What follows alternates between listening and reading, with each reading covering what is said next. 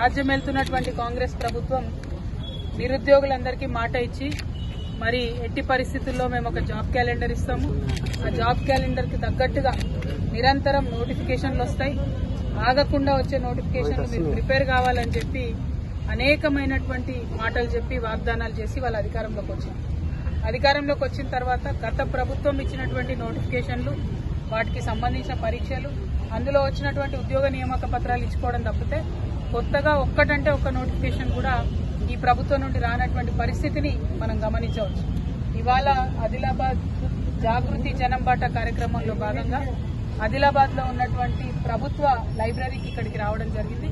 ఇక్కడ అనేక మంది నిరుద్యోగులు, యువతీ యువకులందరూ కూడా డిఎస్సి కోసం ప్రిపేర్ అవుతా ఉన్నారు, ఫార్మసీ ఎగ్జామ్స్ కోసం ప్రిపేర్ అవుతా ఉన్నారు, గ్రూప్స్ కోసం ప్రిపేర్ అవుతా ఉన్నారు.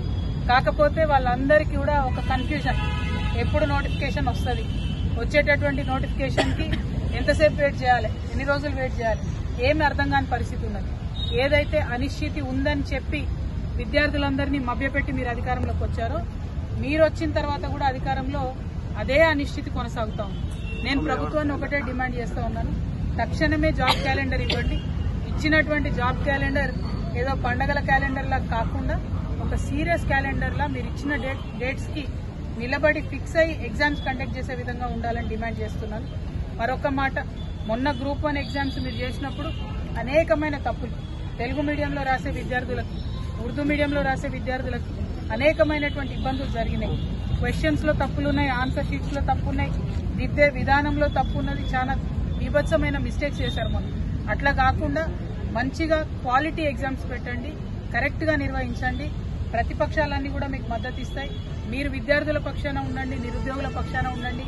మేము కూడా అందరం కూడా సహకరించి ఎగ్జామ్స్ మంచిగా అయ్యేటట్టు చేద్దాం. ఎండ్ ఆఫ్ ద డే ఇవాళ లైబ్రరీలో చూస్తే మరి అనేక మంది పిల్లలు చదువుకుంటున్నారు, వేరే వేరే మండలాల నుంచి కూడా వచ్చి చదువుకుంటున్నారు. కానీ వారికి ఇక్కడ ఫుడ్ తినే ఫెసిలిటీ కూడా లేదు. మేము ఇదివరకు మా నిజామాబాద్ లైబ్రరీలో ఒక 5 నుంచి 6 సంవత్సరాలు మధ్యాహ్నం పిల్లలకు లంచ్ ప్రొవైడ్ చేసినాం. బాజాబ్తాగా లైబ్రరీలోనే ఒక ప్లేస్ తీసుకొని మా జాగృతి నుండి ప్రొవైడ్ చేసినాం. కానీ ఇక్కడ మరి నా ఒక్కదాని కోసం కాదు, ఒక నిజామాబాద్ కోసం కాదు, మొత్తం తెలంగాణలో ఉన్న 33 జిల్లాల్లో ఉన్న లైబ్రరీలో చదువుకునే యువతీ యువకుల కోసం ప్రభుత్వమే mid day meals program start చేయాలని నేను ఈ సందర్భంగా డిమాండ్ చేస్తా ఉన్నాను. ఎందుకంటే దీనివల్ల మండలాల నుంచి వచ్చేటటువంటి స్టూడెంట్స్ కి, ఇక్కడుండి చదువుకునే స్టూడెంట్స్ కి మంచి ఫెసిలిటీ అవుతుంది. అట్ ద సేమ్ టైం ఇప్పుడు ఉన్నటువంటి లైబ్రరీస్ కూడా చాలా చిన్నగా ఉన్నాయి. ఇప్పుడు ఇక్కడ చూసి వచ్చినాం, కరెంటు పోతే గంటలు వస్తలేదు ఇప్పుడు కరెంటు, దాంతో చదువుకోవడానికి కూడా ఇబ్బంది అవుతుంది. కాబట్టి ఇవన్నీ అంశాలు దయచేసి దృష్టిలో పెట్టుకొని లైబ్రరీ ఎవరైతే ఇక్కడ మరి ఇప్పుడు చైర్మన్ ఎవరున్నారో నాకు ఐడియా లేదు, కానీ ఎవరున్నారో తెలియదు, కనీసం పిల్లల కోసం ఇక్కడ ఇన్వర్టర్ అన్న జనరేటర్ అన్న ఒకటి పెట్టండి. కరెంటు పోయిన సందర్భంలో కూడా టైం వేస్ట్ కాకుండా వాళ్ళు చదువుకునే అవకాశం ఉంటుందని చైర్మన్ గారిని విజ్ఞప్తి చేస్తున్నాం.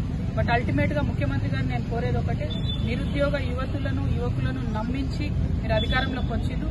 మీరు ముందు చేయాల్సిన పని ఏదన్నా ఉందా అంటే వాళ్లకు నోటిఫికేషన్ ఇవ్వండి, ఇచ్చిన నోటిఫికేషన్ నిలబెట్టుకోండి, క్వాలిటీ ఎగ్జామ్ కండక్ట్ చేయండి, లైబ్రరీస్ లో ఫెసిలిటీస్ మంచి చేయండి.